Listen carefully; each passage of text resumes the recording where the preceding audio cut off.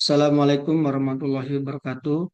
Perkenalkan, nama saya Sukandar dengan NIM 2404010210175, mahasiswa Universitas Cyber Asia.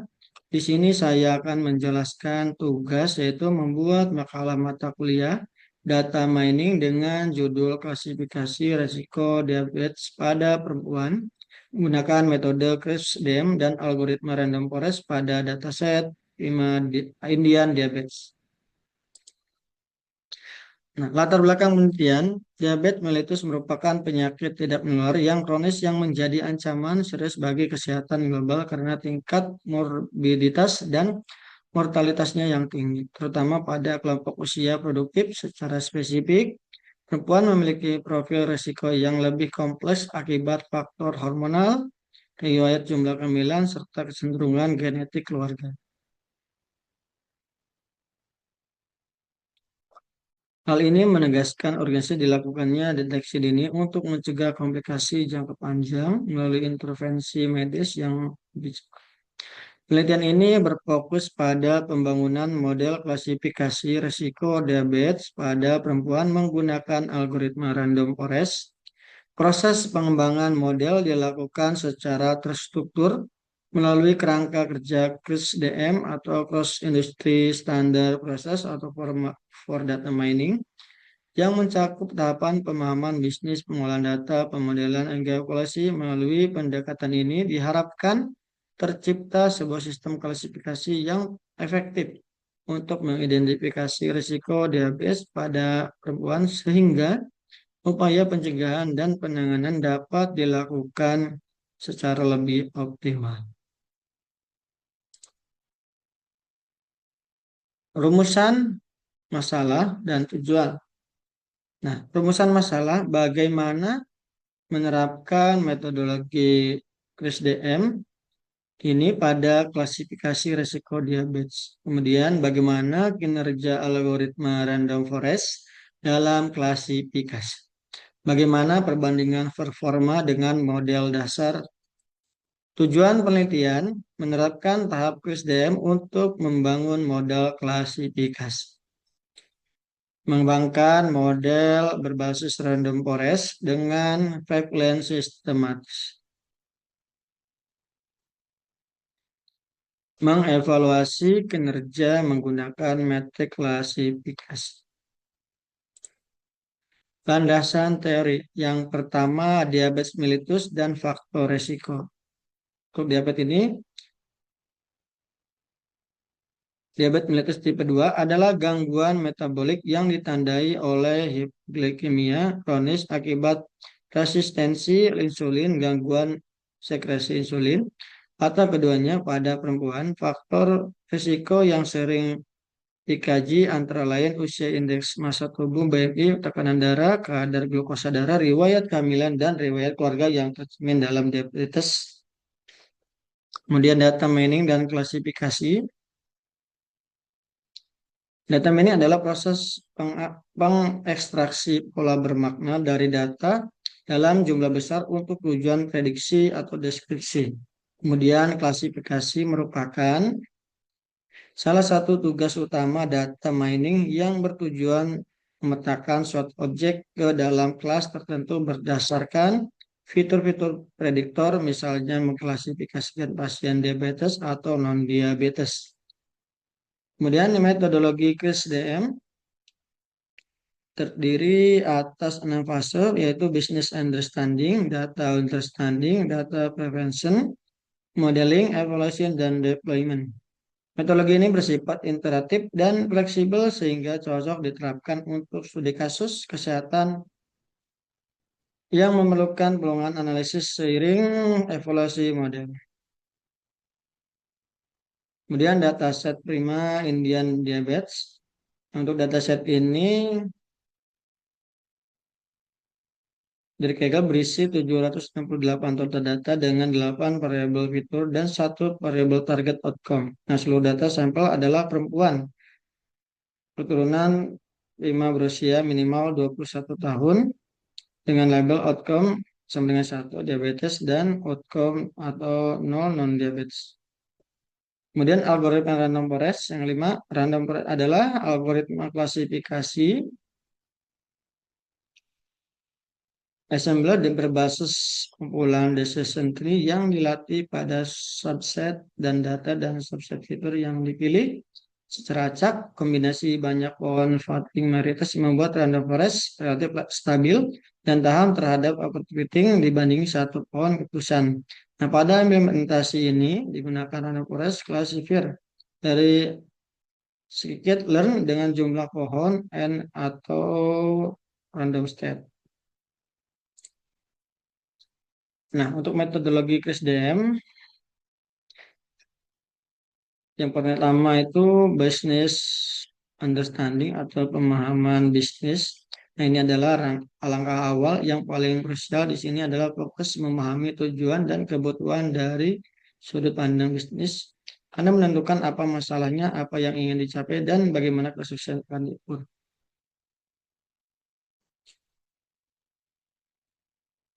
Kemudian yang kedua, data understanding.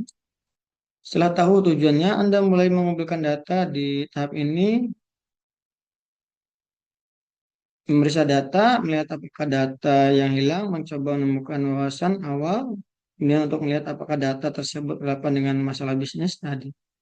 Pun data prevention sering disebut sebagai tahap pembersihan. Di sini memilih data yang akan digunakan membersihkannya dari kesalahan. Kemudian ada modeling, pemodelan. Di sini teknik statistik atau algoritma data mining diterapkan.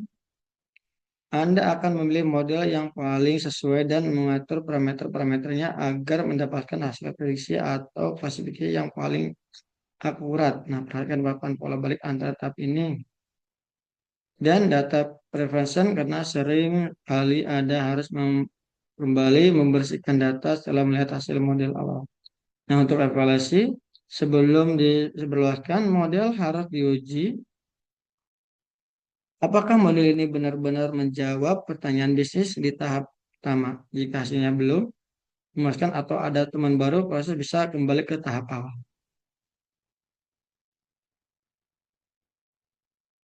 Untuk ini kembali ke tahap awal jika hasil belum memuaskan atau ada temuan baru, proses bisa dikembalikan ke tahap awal.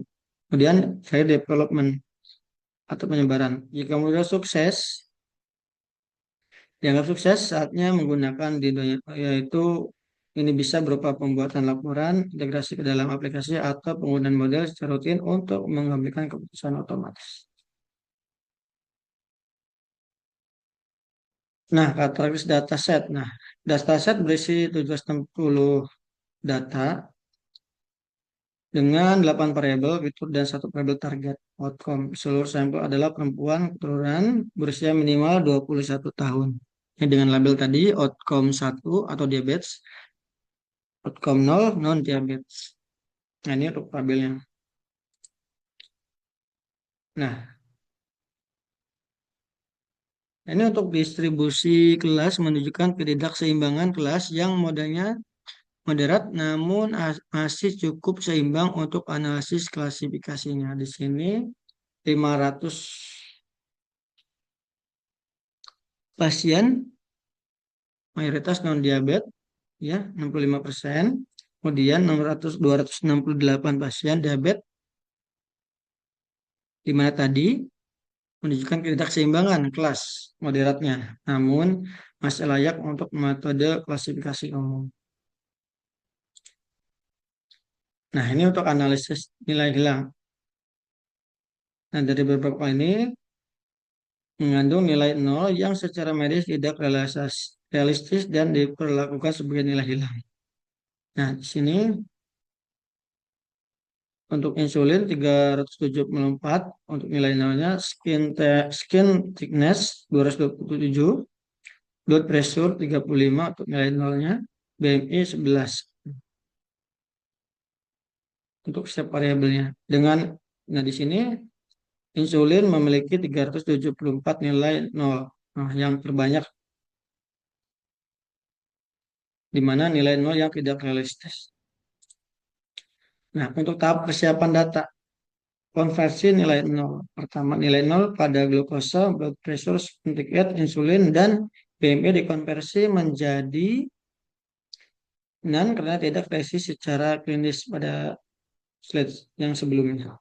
Pembagian data. Data dibagi menjadi filter X dan target Y. Kemudian split trend test dengan proposal 80 banding 20.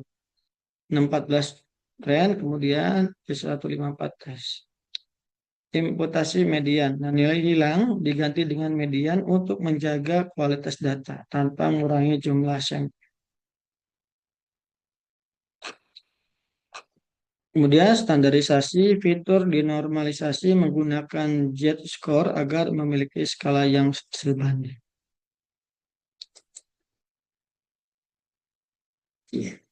Nah, ini untuk performa random forest dan logistik regression pada klasifikasi risiko diabetes. Nah, pada gambar ini saya menjelaskan salah satu, yaitu conversion metric random forest pada data uji ya. Menunjukkan true negatif. Di sini di bawah prediction label, prediksi yang di atas ini true label, di mana menunjukkan true negatif 85, no plus positif 15,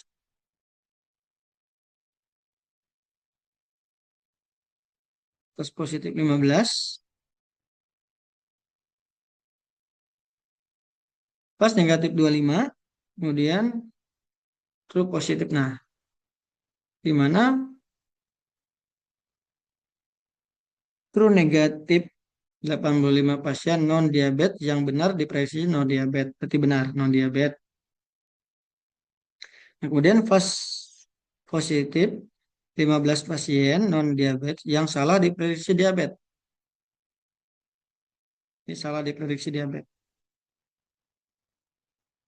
Kemudian false negatif yang 25 pasien diabetes yang salah diprediksi non diabetes. Diabetes. Kemudian TP atau true positif 29 pasien diabetes yang benar diprediksi diabetes. Pasien diabetes ini diprediksi diabetes, berarti benar.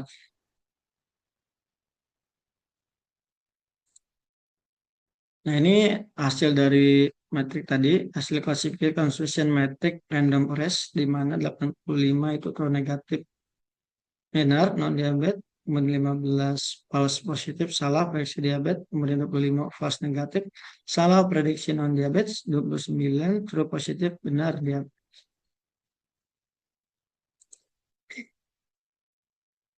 Nah, ini untuk metrik evaluasi model. Ini untuk rumus akurasi, prediction, result, sama exit score. Di sini saya memasukkan angka pada random forest. Tapi untuk hasilnya, regression juga ada. Nah, untuk penjelasannya, di sini dari data yang grafik sebelumnya, yang pada slide sebelumnya yang dijelaskan, di sini hasilnya random forest mencapai 0,7403 yang berarti sekitar 3/4 prediksi data uji diklasifikasikan benar. Nilainya lebih tinggi dibandingkan logistik regression. Ya, ini logistik regression 0,707. Kemudian untuk precision nilainya yaitu 0,6591 menunjukkan bahwa ketika model memprediksi pasien sebagai diabetes sekitar 66% diantaranya benar-benar diabetes. Nah, sisanya 34 pasiennya adalah false positif. Kemudian recall itu nilainya di sini 0,55370 atau 53,71%, mengindikasikan bahwa dari seluruh pasien diabetes di data uji, model berhasil mendeteksi sekitar 54%. Ini berarti model masih melewati hampir 46% dari kasus diabetes yang sebenarnya. Kemudian tadi yang recall ya. Kemudian ini yang F1 score. Nilai F1 nilai 0,59 merupakan harmonic mean antara yang ini antara precision, nilai precision dikali result, kemudian 2 kali nilai precision dikali nilai recall dibagi precision ditambah result, sehingga nilai ini 0,591. Nah, di sini untuk F1-nya lebih tinggi dari Logitech Regression yaitu 0,5455.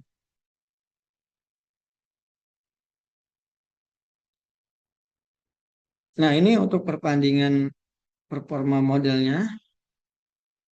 Nah, random forest menunjukkan akurasi sekitar tadi 0,7402 atau 74,03% dan akurasi sekitar 0,5918 di data uji yang mengindikasikan kemampuan model yang cukup baik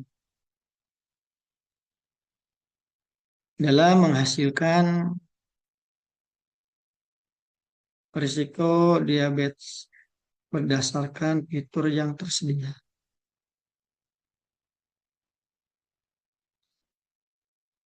Dibandingkan Logitech Regression, random forest ini menang pada operasi dan F1. Dalam konteks ini, random forest dipilih sebagai salah satu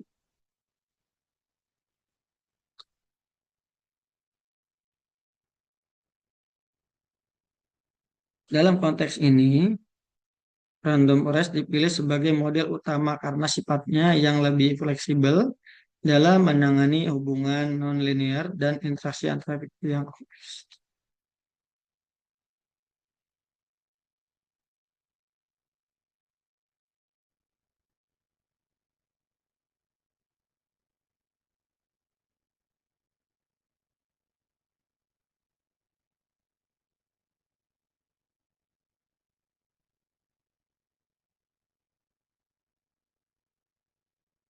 Nah, untuk implikasi dan keterbatasan,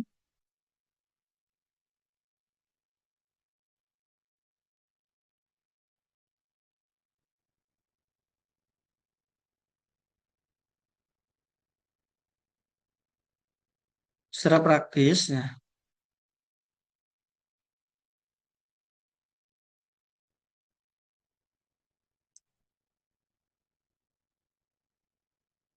model random forest dapat menjadi alat bantu screening awal untuk mengklasifikasikan perempuan ke dalam kategori risiko diabetes berdasarkan variabel yang relatif mudah diukur. Namun demikian, model tidak menggantikan diagnosis klinis dan perlu dikalibrasi serta divalidasi ulang jika akan digunakan di populasi Indonesia yang karakteristiknya berbeda dengan populasi ini.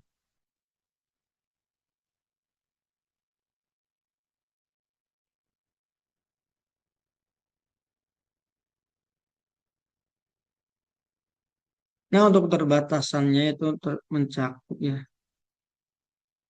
tergantungan pada kualitas dan kelengkapan data yang masih memiliki banyak missing link. Potensi bias populasi hanya perempuan 5 dari belum adanya analisis mendalam terhadap pentingnya fitur untuk menjelaskan kontribusi tiap variabel terhadap reduksi resiko. Kemudian rekal masih relatif rendah, yaitu 53%, yang berarti masih banyak pasien diabetes yang tidak terdeteksi.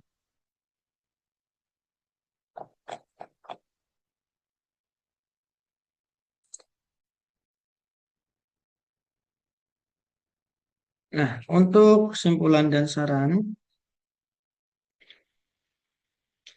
Metodologi KSDM berhasil diterapkan secara sistematis pada kasus klasifikasi risiko diabetes pada perempuan menggunakan dataset Indian Diabetes meliputi tahap bisnis understanding hingga evaluasi. Kemudian algoritma random forest dengan TPPN imputasi, median, dan standarisasi menghasilkan akurasi sekitar 74% dan F1-nya 0,59 menunjukkan performa yang cukup baik untuk aplikasi screening awal. Nah, dibandingkan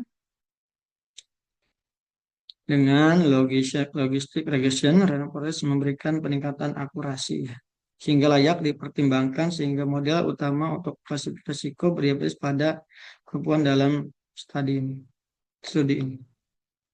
Kemudian untuk sarannya,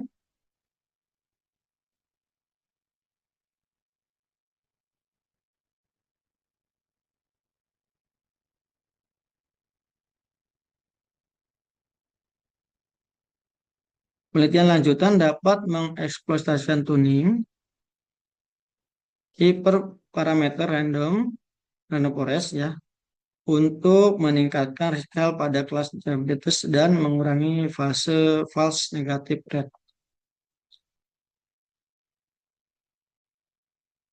Kemudian perlu dilakukannya analisis fitur importance dan interpretability model, misalnya untuk membantu tenaga kesehatan memahami faktor-faktor yang paling berkontribusi terhadap risiko diabetes pada perempuan.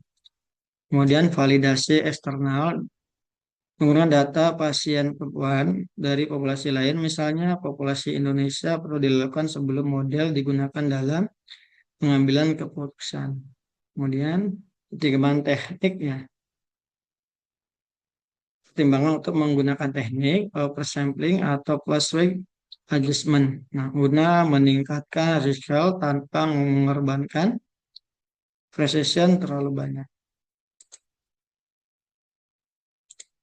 Baik, terima kasih untuk presentasi tugas mata kuliah data mining. Assalamualaikum warahmatullahi wabarakatuh.